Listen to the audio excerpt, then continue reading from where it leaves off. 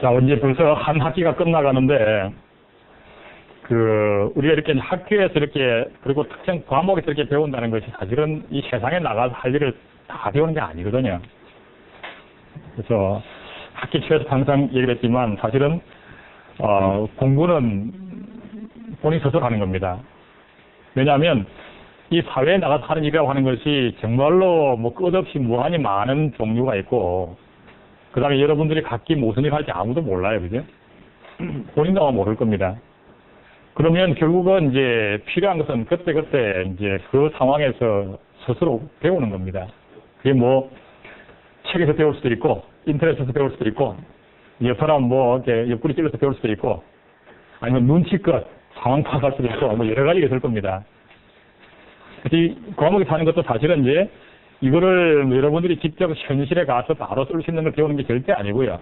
기본 원리를 알고 나면 새로운 여러 가지 이제 뭐 다른 종류의 이런 그 기계들을 우리가 접할 때에 이건 뭐 기본은 그런 스타일이니까 이제 그거에 해당하는 이렇게 자료를 읽으면서 대강 그때 들은 얘기가 여기는 이런 거구나 이렇게 연결을 시키면 이제 훨씬 이해가 잘 되는 겁니다. 그런 차원에서 아주 간단하지만 이제 이제 토익 CPU를 한 거죠. 그래서 우리가 이제 뭐 평생 우리가 공부를 해야 되는데 그 공부라고 하는 것이 뭐 어떤 의무에 의해서 하기 시작하면 사실은 이제 정말로 피곤한 일이죠. 그래서 우리가 평생을 해야 되는 거기 때문에 가능하면 이렇게 좀 뭔가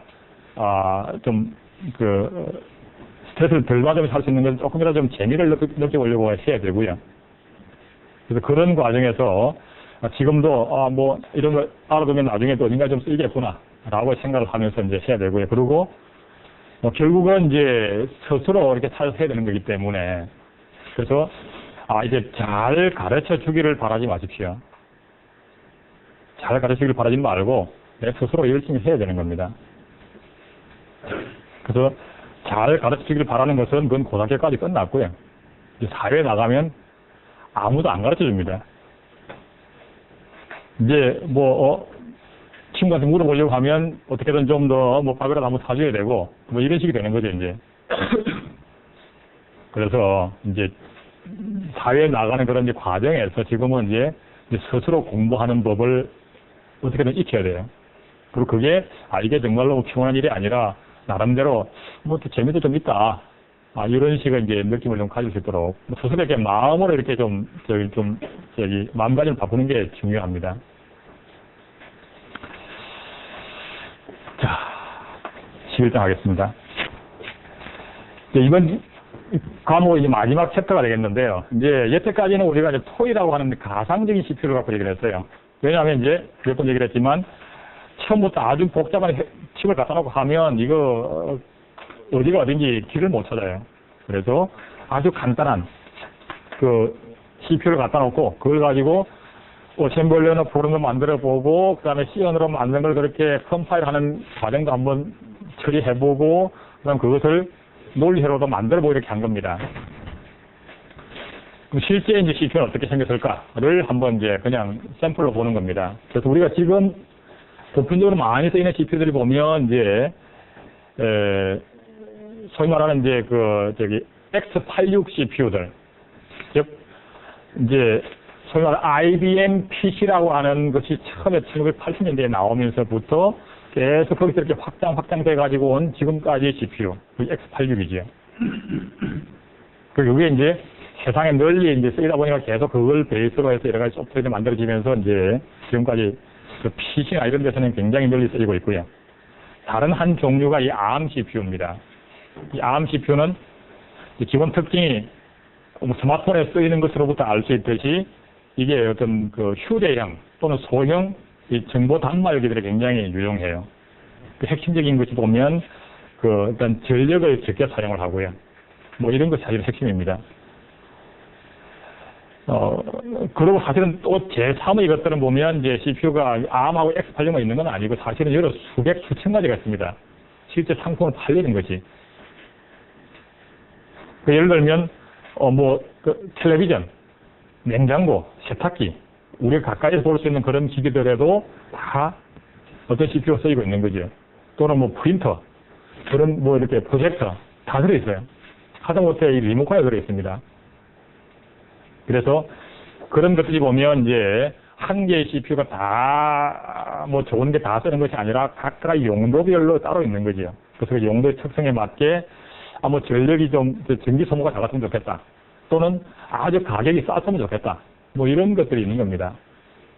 예를 들면 뭐 리모컨에다가 ARM CPU나 X86을 쓰면 뭐 안 될 건 아니지만 그 리모컨 하나 가격이 뭐 불과 뭐 만원 안팎인데 거기에다가 뭐 10만 원짜리 CPU 쓰면 안 되잖아요. 그러면 거기에는 칩 하나에 500원 이상 되면 안 된다. 뭐 이런 식의 조건이 들어가는 겁니다. 그러면 그 성능에 맞게 아주 간단하게 만드는 겁니다. 싸게. 그래서 한 개만이 좋은 CPU만이 세상을 지배하는 게 아니라 각각 용도별로 이제 각기 따로따로 이제 다양합니다. 뭐 비유하자면 사실 여러분들도 뭐 공부 잘하는 일단은 친구 한 사람이 다 하는 게 아니라 사실은 뭐 공부는 못하지만 또 다른 측면에서 잘하는 것들이 있기 때문에 사회에서 나가면 다 자기 할 일들이 있는 겁니다. 각각 자기 능력에 맞게 자기가 나름대로의 잘할 수 있는 부분, 나는 뭐 열심히 성실하다, 아니면 나는 뭐 사람을 재밌게 해준다, 뭐 나름대로 어떤 그런 것들에 의해 가지고 자기가 잘 할 수 있는 그런 분야에서 일을 할 수 있는 거다 이거죠. 자, 그래서 이제 그 중에 하나, 이제 우리가 흔히 접하는 것이 이제 ARM CPU니까 이거를 보도록 하겠습니다. 이 자체는 이제 그 성능의 관점보다는 이제 저전력이 사실은 그 기본 그 키포인트에 있었어요. 그러니까 전력 소모가 작다는 거죠. 그래서 가지고 다니는 그 전기를 이렇게 콘센트에 꽂아 쓰는 게 아니라 들고 다니는 데서는 사실은 전력을 적게 소모하는 것이 굉장히 중요하거든요. 그래서 지금은 굉장히 광범위하게 사용하고 있고요. 이 ARM이라고 하는 것은 이제 약자입니다. 그래서 Advanced Risk Machine이라고 해가지고 이쪽에서 ARM이라 그러고 회사 이름도 ARM입니다. 그래서 이게 리스크라고 하는 것은 뭐냐 하면 이제 CPU 설계 개념을 좀 바꾼 겁니다. 그러니까 X86이나 이런 CPU를 만들 당시에는 CPU에 기본적으로 제공하고 있는 명령어 집합을 굉장히 다양하게 많이 제공해 주자. 그래서 명령어 한 개 가지고 이러저러한 기능을 하는 것을 다양하게 만든 거죠. 그래서 명령 개수가 굉장히 많습니다. 거기에 비해서 이것은 이제 R이라고 하는 것은 이제 reduced, 줄였다는 얘기입니다. 그래서 reduced instruction set 컴퓨터입니다.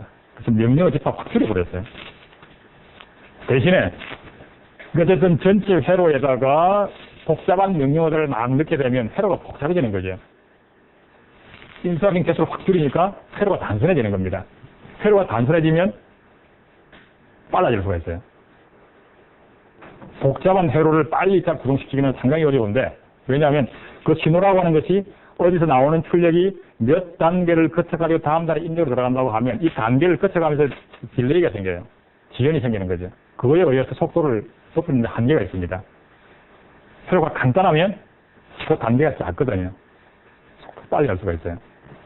그래서 오히려 명령을 확 줄이고 그 다음에 속도를 빨리 하자. 그리고 회로가 줄어들었으니까 어쨌든 칩상에 여분의 공간이 생기잖아요. 그 공간에는 웨이스트를 좀 더 많이 넣어두자. 뭐 이런 식으로 이제 접근하는 거죠. 예를 들면 그 복잡한 명령을 예를 들어서 이제 제공되고 있는데 이 명령어를 다시 기능적으로 세분화를 하면 몇 개의 다른 단순한 명령어 집합 가지고 처리가 되는 거거든요. 복잡한 명령어 하나 있지만 거기서 해야 될 일이 사실은 단순한 명령어 몇 가지를 이렇게 조합을 하면 처리가 된다 이거죠. 그리고 그런 복잡한 명령어는 자주 쓰이는 게 아니야. 가끔씩 쓰이는 명령어더라 이거죠. 그러면 가끔씩 쓰이는 그 명령어를 위해서 복잡한 회로를 쓰는 것은 낭비인 거죠. 그래서 아예 관점을 바꿔가지고 리스크 개념을 쓰는 겁니다. 반대로 그러면 원래 거는 뭐냐?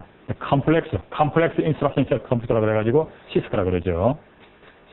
그래서 이 리스크 구조를 이제 설계를 하게 되겠고, 이 리스크 구조라는 것이 뭐, ARM 회사에 처음 만든 게 아니고요. 그 전부터 있었습니다.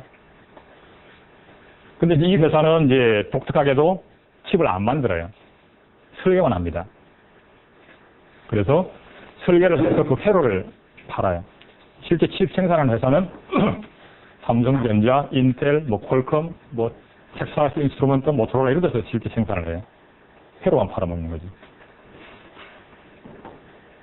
사실은 이렇게 해서 회로를 팔기 때문에 자기네 칩이 또 굉장히 널리 퍼지는 데도 나가서 역할도 한 거죠. 그래서 지금은 이제 굳이 어떤 CPU를 우리만의 CPU를 새로 내가 만들어서 내가 뭐 하겠다라고 하지 않아도 이런 걸 갖다가 나 자신의 칩을 만들 수가 있습니다. 그리고 실제 이 ARM 칩은 이제 사실은 딱 CPU만 있는 게 아니고요. 거기에 여러 가지 부가기능을 많이 갖고 있습니다. 그래서 어떤 경우에는 그 칩 한 개만 있으면 웬만한 컴퓨터 기능을 다 그 속에다가 갖고 있어가지고 그 회로를 만들기 굉장히 간단하게 할 수도 있다 이거죠. 실제 스마트폰 이런 것들도 보면 안에 칩이 핵심 칩은 뭐 CPU 칩 하나, 통신 칩 하나 이러면 끝이다 이거죠.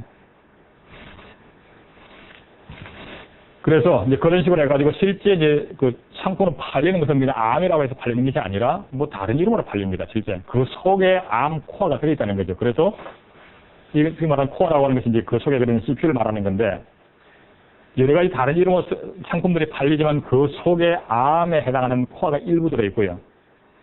따라서 프로그래밍은 ARM을 기준으로 프로그램을 작성하는 거죠. 모든 명령은 ARM 명령이기 때문에. 그 예를 들면 이제 뭐 이게 좀 옛날 얘기긴 한데 초창기 처음에 나온 갤럭시 S 같은 경우는 이제 허밍버드라고 하는 이름을 썼는데 삼성에서 만드는 거고요. 거기서 보면 이제 ARM 코어를 핵심으로 넣고 거기다가 여러 가지 주변 회로는 삼성에서 알아서 스마트폰에 맞게 여러 가지 회로를 더 추가를 해서 칩을 만드는 겁니다. 그 칩 이름은 뭐 좀 익숙지 않은 이런 이름이에요. 마찬가지로 애플에서도 자기네 스마트폰에 쓰려고 자기네 칩을 설계를 했어요.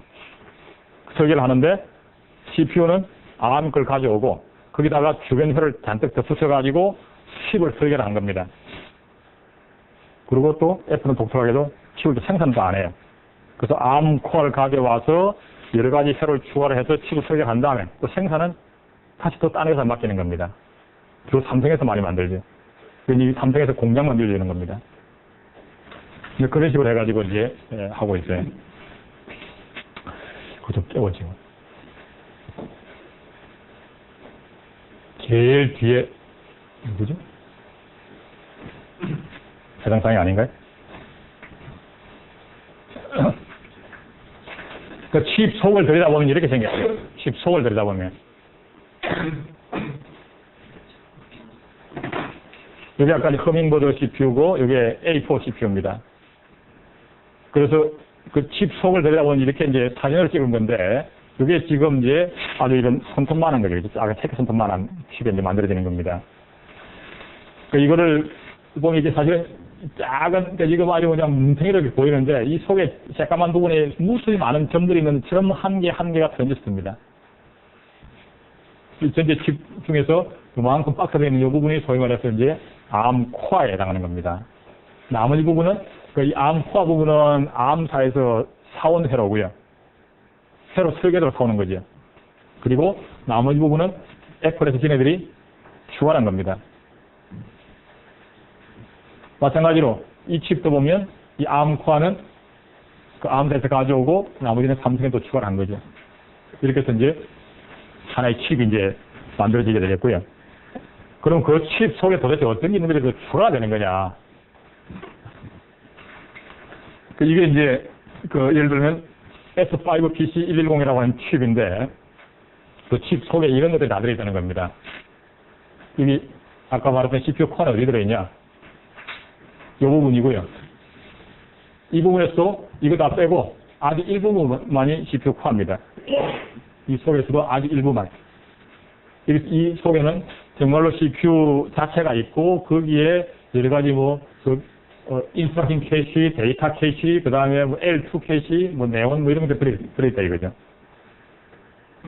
그것을 포함한 것이 이 CPU가 되겠고요. 우리가 여태까지 얘기해왔던 것은 이 캐시 메모리 다 빼고 오로지 명령을 실행하는 그 파트만 우리가 여태까지 봐왔는데 이 CPU 코어 속에는 그 뿐만이 아니라 이런 캐시 메모리까지 포함해서 이제 만든 거죠. 여기까지가 암에서 사오는 겁니다.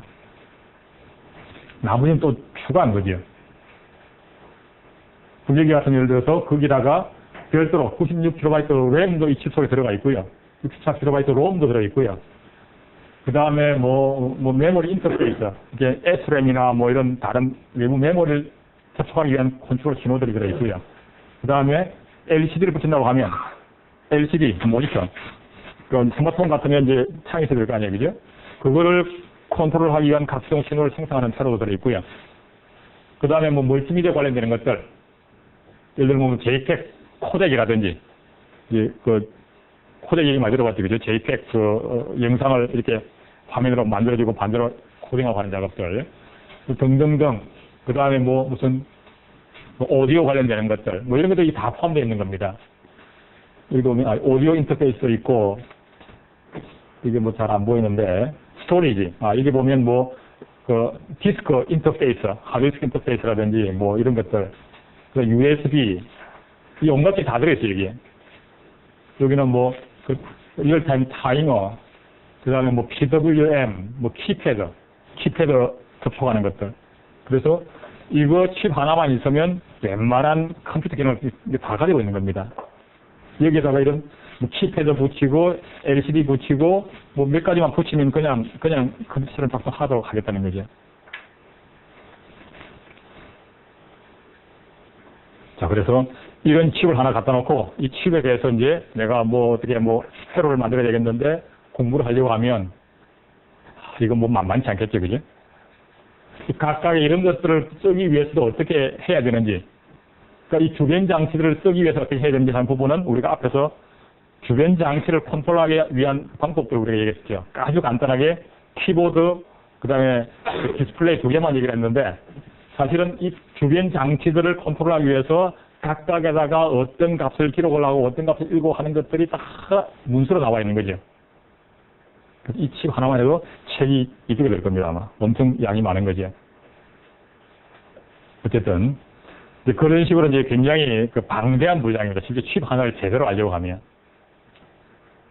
그래서 CPU 코어만 갖고도 책이 한 권, 주변 각각에 해당하는 것들 책이 몇 권 되는 거죠, 그냥. 그래서 그런 부분들은 또 그렇다고 해서 이거 아무나 할 수 있는 게 아니네, 이건 아니고요. 보통 보면 이제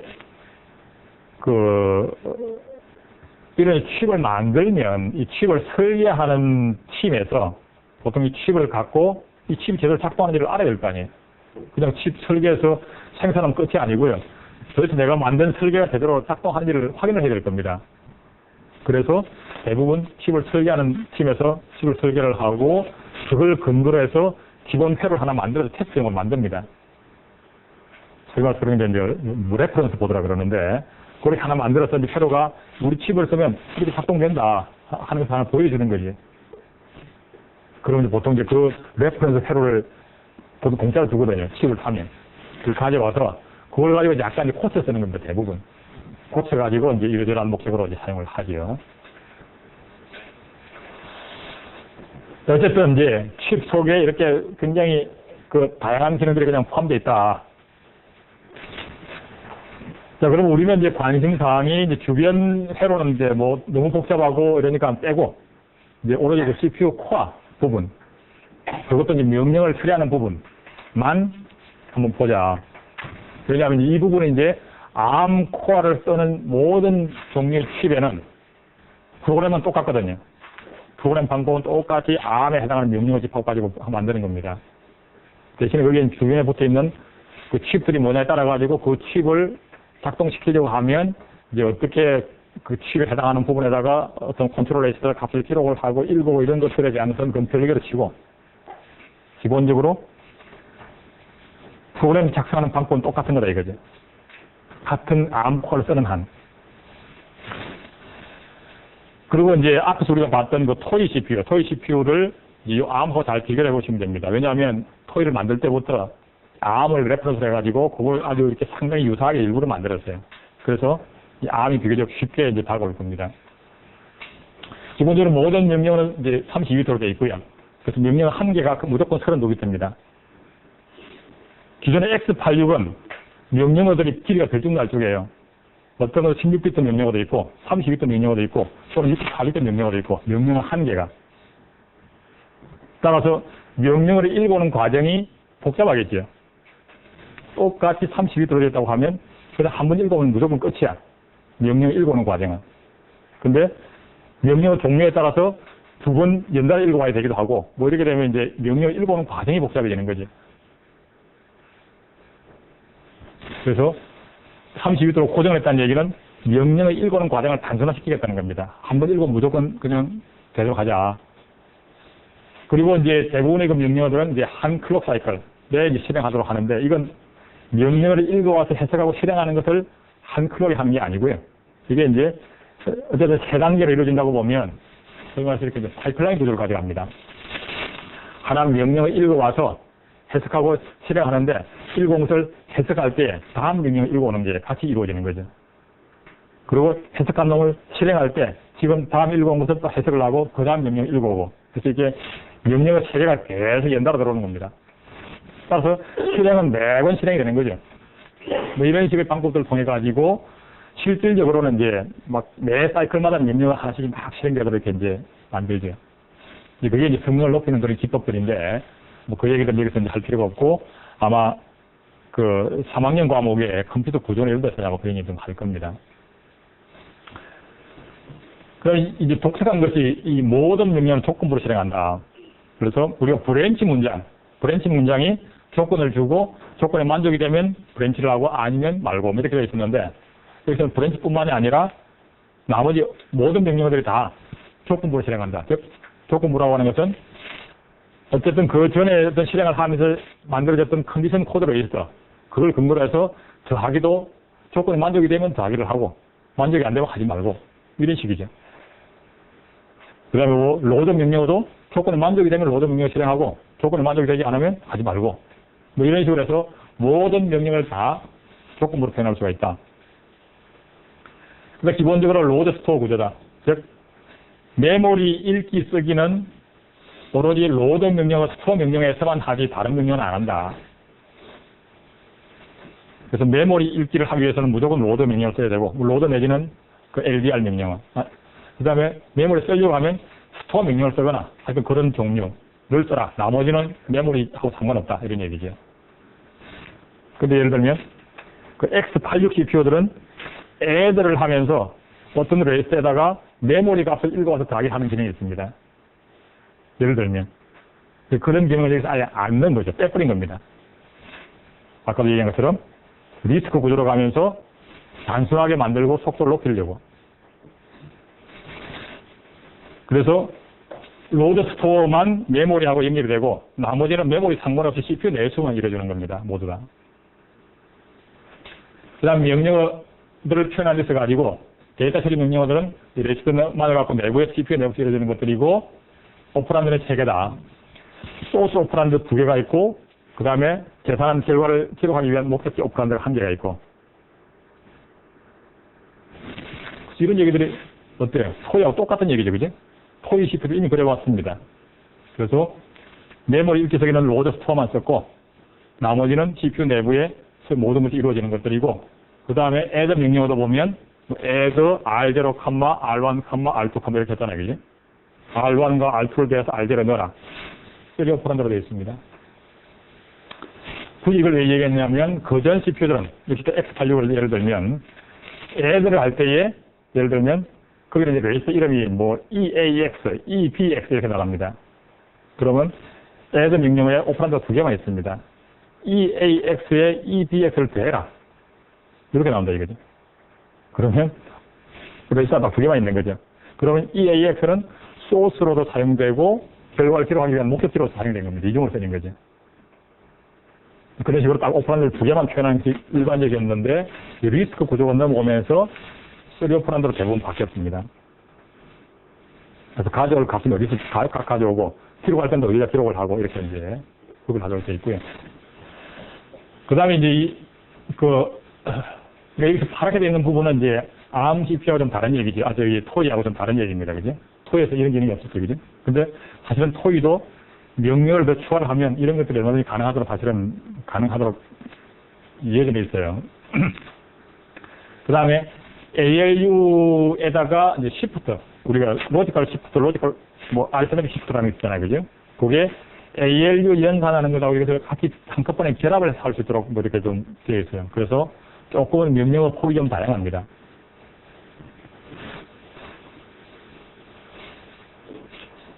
그 다음에 이제 메모리를 액세스할 때는 이제 로드 스토어를 사용하는데, 토이는 무조건 이제 32비트만 쓴다라고 했는데, 여기서는 이제, 원래 보통 보면 이제 메모리의 기본 단위가 바이트죠, 바이트. 8비트입니다, 그지? 그래서 한 바이트 단위로 읽어볼 수도 있고, 아니면 32비트, 4바이트 단위로 읽어볼 수도 있고, 두 가지가 다 가능하도록 제공을 한다. 그래서 메모리 읽을 때에 그 중에 한 바이트만 읽어볼 수도 있고, 이렇다는 얘기죠. 그 다음에 기본 따라서는 명령 한 개에서 이제 로드 스토어는 기본적으로 어떤 레이터에다가 메모리 쓰는 값을 넣거나 아니면 반대로 기록하거나 이렇게 특정 레이터 한 개를 지칭하는데 여기서는 여러 개의 레이터 한꺼번에 묶어가지고 시리즈로 한꺼번에 기록을 하거나 한꺼번에 읽어볼 수도 있다. 물론 이제 한꺼번에라고 하는 것은 정말로 한 번이 아니라 한 개의 명령으로. 그래서 예를 들어서 세 개의 레이스를 한꺼번에 로드를 하겠다 그러면 결국 메모리 읽기는 순차적으로 일어나는 거죠. 어쨌든 그런 것들도 있다. 그 다음에 이제 추가로 여러 가지 뭐 보조 기능들을 할 수 있는 CPU를 그 쌍으로 더 추가할 수 있는 기능들도 있다. 예를 들면 뭐 그래픽 처리하는 거라든지 이런 것들은 ARM 코어 말고 다른 걸도 추가할 수 있도록 이렇게 예의를 갖고 있다. 이런 얘기입니다. 자, 그래서 내부에 이제 레이스를 보면 R0부터 R15까지 16개가 있습니다. 토이는 8개 있죠, 그지? 그래서 이걸 보고 반으로 줄여준 겁니다. 그 다음에 제일 큰 번호를 프로그램 카운트로 씁니다. 똑같죠, 그죠? 토이에서는 제일 큰 번호를 썼죠. 그 바로 앞에 게 블링크 레이스고요. 그 바로 앞에 게 트랙 포인트입니다. 어딘가 많이 본 거죠, 그죠? 그 다음에 이제 어쨌든 R0부터 R15까지는 여러 가지 용도로 쓸 수 있는 레이스들이 되겠고요. 그 다음에 이제 컨디션 코드 레이스라고 하는 그 대상하는 것이 이제 CPSR, Current Program Status Race라는 것이 있습니다. 그래서 보면, 이 개수만 좀 늘어났을 뿐이지, 거의 비슷하죠, 그죠? 그리고 이제 컨디션 코드 레이스에 해당하는 이거, Current Program Status Race라고 하는 것을 좀 자세히 보면, 이렇게 생겼다. 이것도 32비트인데, 우리는 토이에서는 이제 N비트, Z비트 2개만 썼는데, 사실은 여기는 4개를 씁니다. NZCV. 즉, 캐리 오버플로우를 다 갖고 있는 거죠. 이건 당연한 얘기고요. 그것 말고도 이런 식의 추가적인 숫자들이 있습니다. 이 사이는 아직 정의가 안 되어 있습니다. 그냥 일단 피워놨어요. 예를 들면 이제 끝은 요 5비트인가, 이 비트는 모두 비트라 그래가지고 이거 우리가 굳이 기억할 필요는 없지만 어쨌든 CPU는 어떤 상태가 있다. 그래서 현재 운영체제 내부를 실행하고 있는 상태인지 아니면 응용 프로그램을 실행하고 있는 상태인지, 즉 시스템 모드인지 유저 모드인지를 구별할 필요가 있다. 그래서 각 모드별로 CPU가 실행할 수 있는 권한을 좀 달리하는 거죠. 그래서 어떤 식으로 표현을 해야 되는데 그걸 표현하기 위한 비트가 이렇게 5비트가 있다.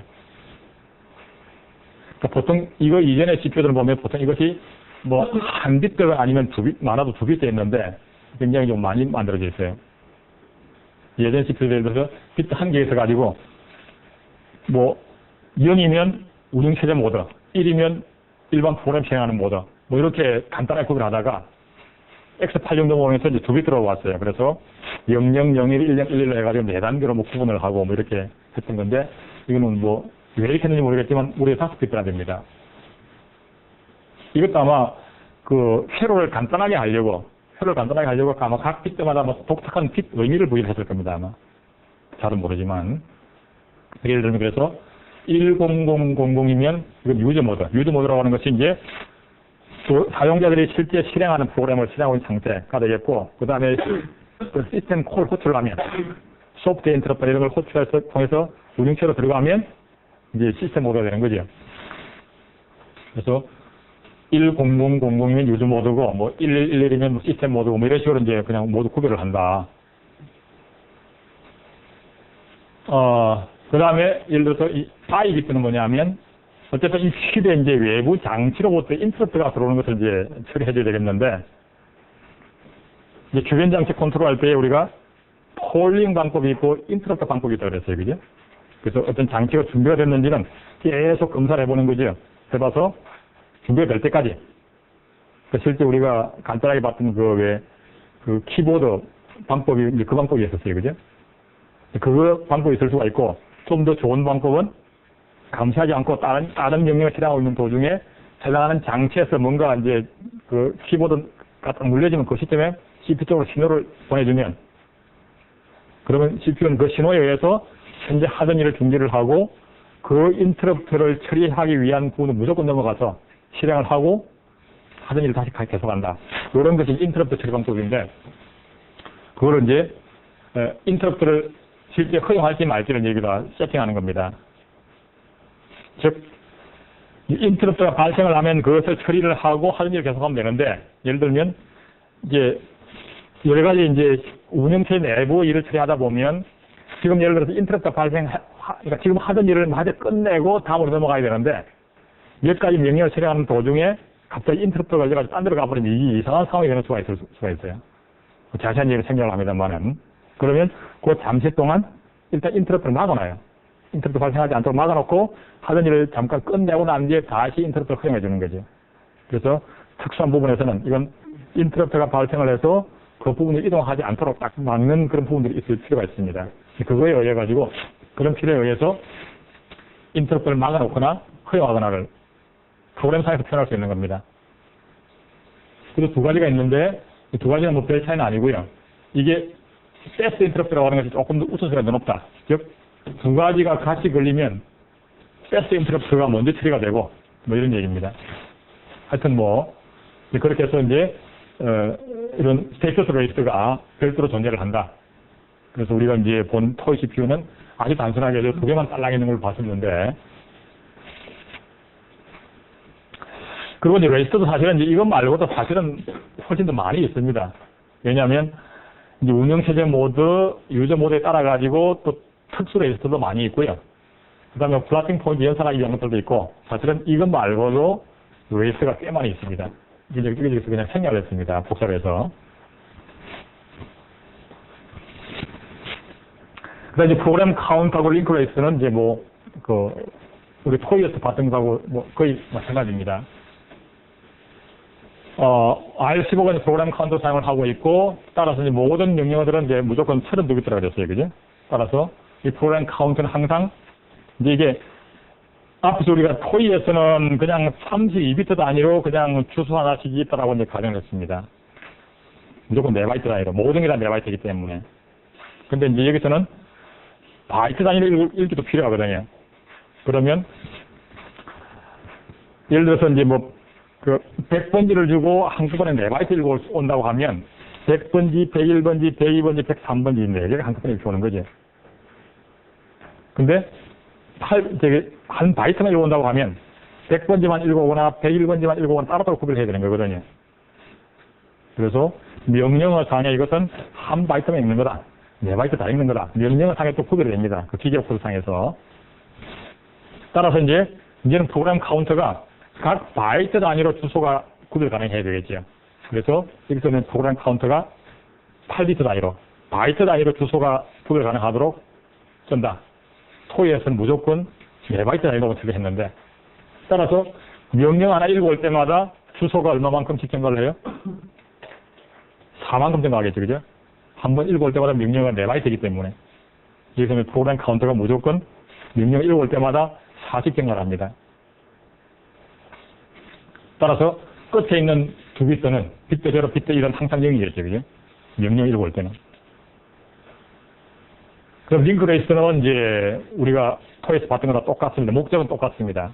똑같은데, 어쨌든 이제 브랜치나 이런 걸 할 때에 이제 비트가 그래서 반환 주소록에다 기록을 하게 되겠고, 다시 원래대로 돌아오려고 하면 리턴 명령어에서는 링크 레지스터 값을 프로그램 카운트 다시 복사를 하면 되는 거죠. 그래서 리턴 명령어라고 하는 건 따로 여기서는 명시적으로 주지는 않고요. 리턴하기 위해서는 결국은 링크 레지스터 값을 프로그램 카운트다가 복사를 하면 됩니다. 여기서는 이제 우리는 카피라고 하는 그런 이름을 썼는데, 여기서는 무브라고 하는 이름을 씁니다. 전통적으로 이런 명령어를 move라는 이름을 많이 써왔어요. 전에부터. X8적에서 move라고 하는 것입니다. 그래서 이 move라고 하는 것은 어쨌든 오른쪽에 있는 걸 왼쪽에다가 복사를 한다고 하는 의미로 보면 되겠습니다. 그래서 move라고 하는 것은 우리가 개념적으로 보면 여기 있는 것을 일로 그냥 가져가는 거니까 이게 없어지는 듯한 인상이 들어가잖아요. 옮기는 거니까, 그지? 그래서 move라는 이름 대신에 copy라는 이름을 제가 썼습니다. 찾아가는 거다. 실제로 복사거든요. 여기 있는 값을 옮기가고 이것이 없어지는 게 아니기 때문에. 그래서 어쨌든 여기서는 이제 move라고 하는 이름을 사용을 하고 있고요. 그래서 별도로 리턴 명령은 없고, 링크 레지스트 값을 프로그램 카드로 복사하면 되겠고, 아니면 원래 이름 그대로 R14가 링크 레지스트고, R15가 프로그램 카운트니까, 직접 번호를 바로 써도 상관없고, 이게 이제 곧 리턴에 해당하는 거죠. 토이에서도 리턴 명령어 대신에 copy하고, 프로그램 카운트에다가 여기다가 R6를 주면 똑같이 작동하는 거죠.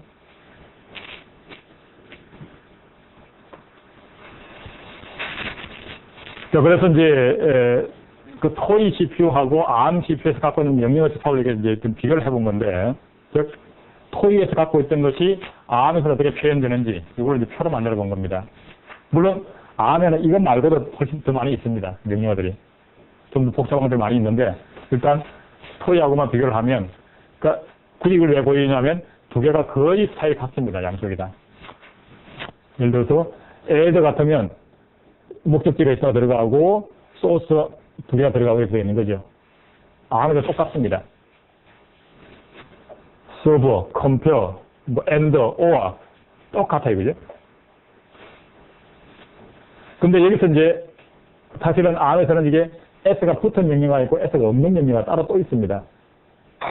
그 차이는 뭐냐면, 우리가 add를 하면 무조건 이제 컨디션 코드로 S가 갱신이 되는 거 있는데, ARM에서는 S가 없는 명령어는 컨디션 코드로 S가 갱신이 안 됩니다.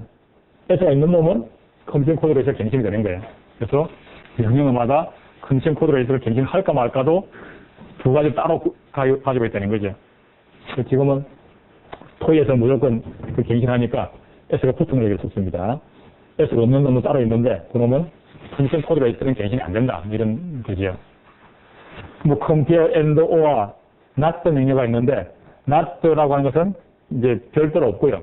여기서는 이제 move를 하는데 아까 우리가 본 것처럼 move는 복사라는 거죠, 그죠? 복사를 하는데 그냥 복사를 할 수도 있고 not 오퍼레이션을 해서 복사하는 것도 있고 해서 이것이 MVN이라고 해서 move not라고 하는 것이 있어요, 여기서는. 그래서 복사를 하긴 하되 not를 한번 해서 복사를 해라. 그래서 이름이 조금 다릅니다. exclusive or X1, E1이라고 쓰고 있고요.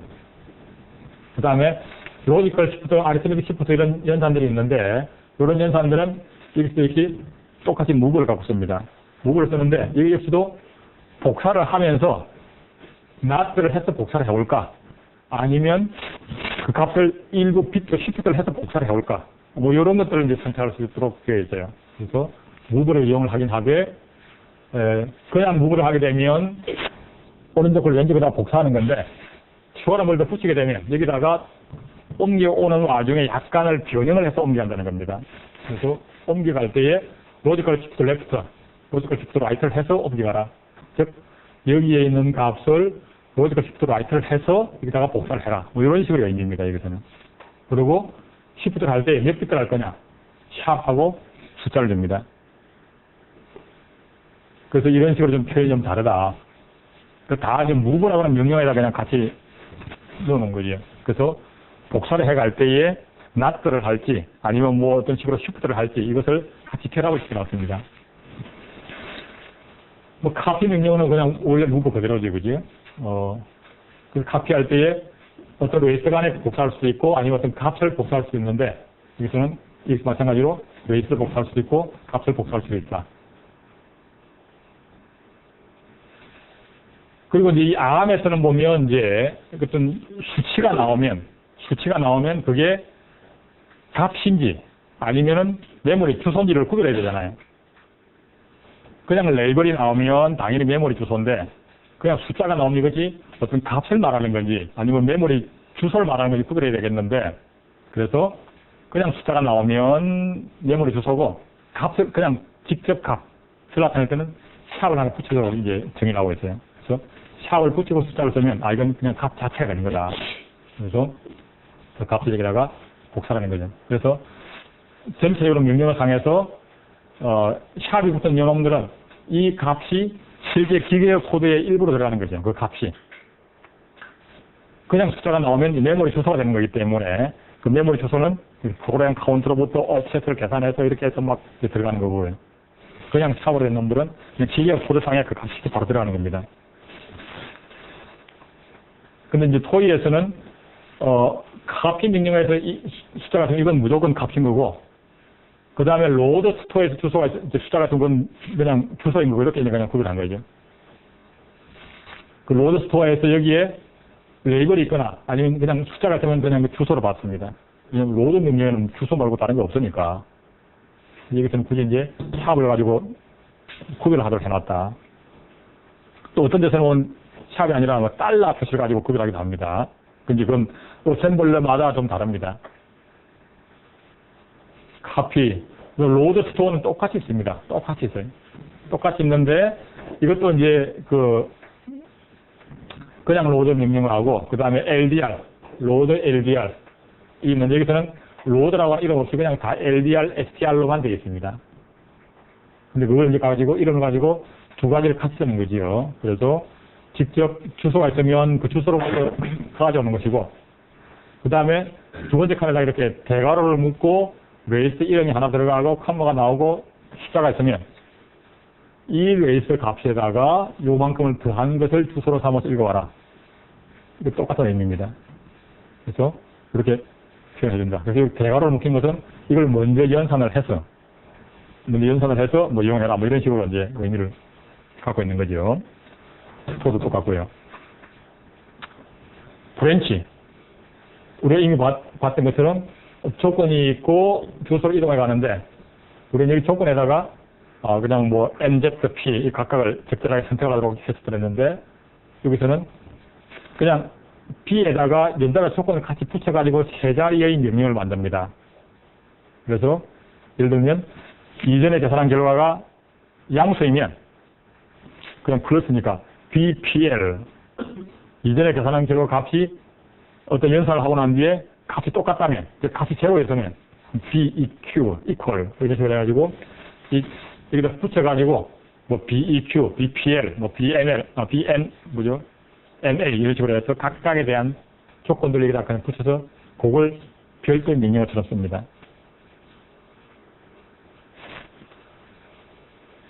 그 다음에 이제 브랜치라는데 어떤 레이스를 이용을 해서 브랜치하는 경우에는 이제 그것은 직접 브랜치 명령이 아니라 무브 명령을 이용해가지고 프로그램 카운트에다 값을 넣는 걸로 처리를 하고 있고요. 그 다음에 로드 이펙티브 애드레스. 그것은 이 레이블에 해당하는 주소를 여기다 넣는 건데, 여기서는 그것을 무브라고 하는 명령을 쓰고 있습니다. 그래서 여기에 해당하는 주소를 집어넣는 거고요. 여기까지는 거의 비슷한데, 링크 명령어. 안에는 링크 명령어가 없습니다. 우리는 링크를 하고, 그 다음에 브랜치를 했는데, 안에는 그걸 한꺼번에 한 개의 명령을 처리하고 있어요. 그래서 브랜치를 하면서 링크 레이스까지도 같이 기록할지 말지를 선택할 수 있도록 되어 있어요. 그래서 그냥 BAL 하면 always 무조건 브랜치죠. 무조건 애드레스 가는 거고, A 하나 더 붙으면 링크 레이스를 일단 복사를 하면서 브랜치를 해라는 얘기입니다. 그래서 따라서 이제 이런 L이 하나 붙은 브랜치 명령 같으면 이 명령은 바로 다음 주소가 되겠죠. 이 명령은 바로 다음 주소를 링크 레이스 R14에다가 복산작을 같이 해주는 거죠. 우리는 그걸 따로따로 이렇게 했는데 그냥 한 개 명령으로 되도록 해놨다. 그래서 안에는 링크라고 하는 명령은 없습니다. 그럼 리턴이라고 하는 것 대신에 아까처럼 링크 레이스 값을 PC에다 복사하면 되겠고요. 소프트 인터럽트도 똑같이 있습니다. 여기서는 샵을 썼었죠. 그 다음에 스택에다가 푸시 팝을 하는 거. 이것도 역시 이제 한 개의 명령어 처리가 가능합니다. 우리는 스택에다가 그 푸시하기 위해서는 스택 포인트 값을 먼저 1만큼 뿌리고 그것이 가리키는 곳에다가 뭔가를 기록을 했죠. 팝을 하기 위해서는 일단 스택 포인트 가리키는 곳에다가 값을 기록을 하고, 아니지, 읽어오고, 로드를 통해서 값을 읽어와서 넣고, 스택 포인트 값을 1만큼 증가시켜주고, 이렇게 두 개의 명령을 처리했는데, 이거 역시도 한 개의 명령으로 가도록 그 기능을 갖고 있어요. 표현이 좀 복잡한데, 우선 팝을 하는 걸 보면, 그러니까 동작은 왼쪽과 똑같습니다. 일단 그 스택 포인트, 여기서는 이제 R13이 스택 포인트니까 R13을 기준으로 해가지고 일단은 그것이 가리키는 곳에서 값을 읽어오고 값을 1만큼 증가시켜주라. 이렇게 표현한다 이거죠. 그래서 이렇게 대괄호가 붙어 있는데 여기에 가리키고 있는 곳에서 값을 하나 로드를 해서 가져오고 그 다음에 이 값을 1만큼 증가시키라. 뭐 이런 표시입니다. 근데 이 가로가 보면 이렇게 괄호가 붙으니 있고 위에는 괄호가 이렇게 전체를 포함해서 괄호가 되어 있어요. 그래서 전체를 포함한 거 있으면 이거를 먼저 계산해라 이런 얘기죠. 지금 같으면 R13을 에다가 마이너스 1을 먼저 더해주고 즉 1을 빼라는 얘기죠. 그죠? R13에다가 마이너스 1을 먼저 더해준 다음에 그놈이 가리키고 있는 곳에다가 값을 기록해라. 뭐 이런 식으로 되어 있어요. 그래서 뭐 표현이 좀 복잡해 보이긴 한데 어쨌든 그런 푸시나 팝 기능이 한 개의 명령으로 표현이 가능하다 이런 얘기입니다. 어쨌든 뭐 암시표 당연히 이제 좀 더 기능이 좀 다양한 거죠, 그죠? 근데 굳이 이제 왜 그럼 토에서 이거 나눴냐? 이걸 한 개로 집어넣으려고 하니까 이게 회로가 복잡해지더라고요. 아무리 고민을 해봐도. 한 개의 명령을 갖고 이 두 가지 링크로 있다 복사하다고 다 넣으려니까 이 회로가 복잡해져. 푸시팝도 마찬가지. 그래서 이 과감히 포기를 하고 그냥 명령 두 개를 갖고 하는 걸로 이제 했던 겁니다. 토이에서는.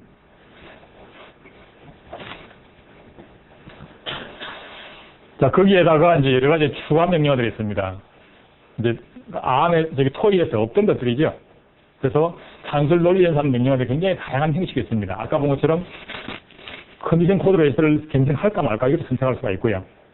그 다음에 그 조건에 따라 가지고 조건이 만족이 되면 계산을 하고 조건이 안 되면 계산하지 말고 이것도 구별할 수가 있고 굉장히 다양한 형태의 표현이 가능하고요.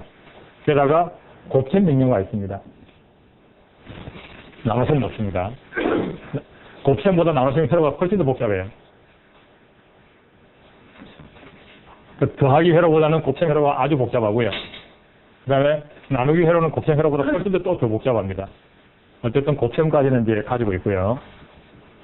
그 다음에 로드 스토어를 할 때 한꺼번에 여러 개를 할 수 있는 기능이 있고, 그 다음에 스택에 푸시 팝 기능이 한 개의 명령으로 가능하고, 아까 링크 명령어가 비아래 그냥 결합의 한 개로 처리가 되고 있고, 그 다음에 뭐 인트러프트 처리라든지 시스템 모드라든지 이런 것들에 해당하는 것들이 여러 가지 많이 들어있다. 자, 이것이 이제 ARM CPU의 기계 코드 포맷입니다. 보다시피 좀 복잡하죠, 그죠? 우리가 토이는 딱 한 가지 형식이었어요. 한 가지 형식이 다였어요, 그죠? 그래서 회로도 간단하게 만들 수 있었던 거죠. 근데 ARM은 이제 종류별로 포맷이 여러 가지가 있습니다. 그래서,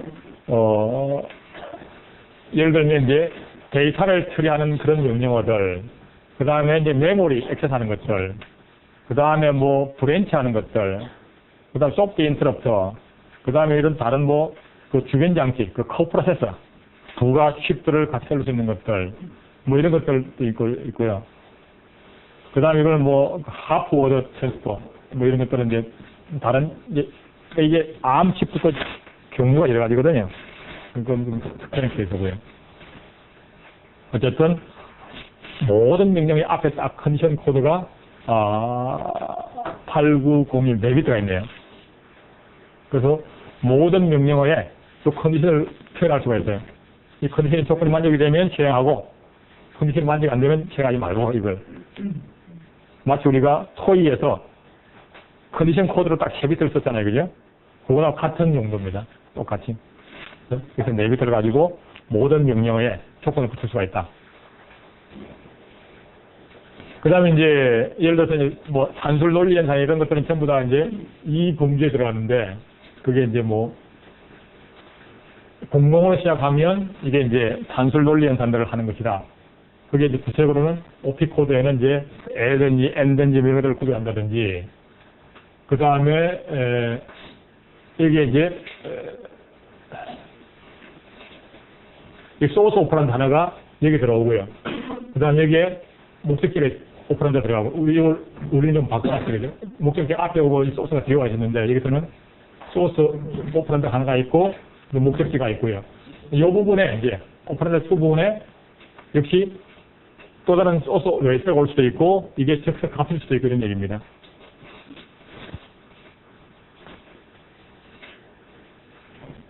그 다음에 로드 스토어 명령어 마찬가지. 로드 스토어 명령어는 컨디션이 들어가고, 그 다음에, 01로 시작하는 거나, 밑에 이제 10로 시작하는 것이 이건 이제 한꺼번에, 여러 레이스를 한꺼번에 처리하는 것이 일단 되고, 01로 시작하면, 아까 00이면 ALU 연산이고, 01이면 로드 스토어 연산이다.